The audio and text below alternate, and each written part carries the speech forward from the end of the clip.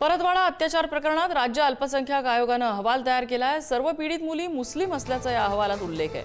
माजी खासदार नवनीत राणा यांनी पीडित मुली हिंदू असल्याचा दावा केला होता, मात्र त्याचं या अहवालात खंडन करण्यात आलेलं आहे। सर्व 9 पीडित तरुणी मुस्लिम समाजाच्या असल्याचा या अहवालात उल्लेख आहे। त्यातील एक मुलगी नागपूर, 4 परतवाडा आणि 3 अमरावतीच्या असल्याचं माहिती आहे। काही पीडित अल्पवयीन असल्याची शक्यता आहे।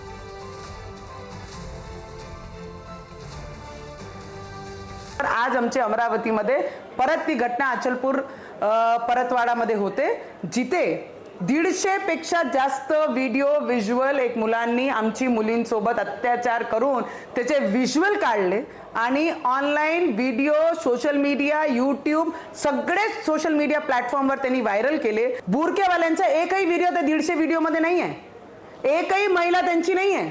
महिला कोणाची आहे? आमच्या। लव जिहाद हे करतात, हे त्यांना जबरन कमला वाचायला लावतात, हेच त्यांना नमाज करायला लावतात, हेच त्यांना बुरका घालायला लावते। आमचे मुली आहे त्यांना, त्यांचे मुली एकही त्याच्यामध्ये दिसणार नाही। पूरी जानकारी नहीं रहने के कारण तब भी नवनीत राणा जी ने बिना प्रशासन से बात किए, बिना पुलिस से बात किए, किसी से भी बात ना किए उन्होंने दंगा भड़काने की कोशिश की और एक बयान अपना जारी कर दिया। तो ये आप पूर्व सांसद है, आप संसद में रहिए, आपसे ये ऐसा झूठ आपको शोभा नहीं देता। आज पूरे महाराष्ट्र को पता चल चुका है कि आप कितना बड़ा झूठ बोलती है। अभी तक की जानकारी में जो सामने आया है वो सिर्फ और सिर्फ मुस्लिम ही लड़कियां है, जिसमें 4 परतवाड़े की है, 3 अमरावती की है और 1 नागपूर की है। संख्याबळ जसं तसं मिळतं, संख्याबळावर आहे ना, त्याचं संख्याबळ त्यांनी ठरवायचं आहे, महाविकास आघाडीने ठरवायचं आहे। मी काय ठरणार?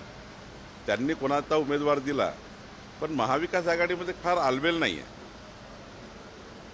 त्यांच्याकडे आत्ताची स्थिती जी आहे ती संशयित आहे, त्यामुळे त्यांना जसं शरद पवार साहेबांना त्यांनी उमेदवार केलं, आम्ही मान्य केलं आणि सर्वांनी समोर गेलो। चांगला निर्णय करतील तर अनोपज होतील, नाहीतर मग घोडा मैदान समोर आहे।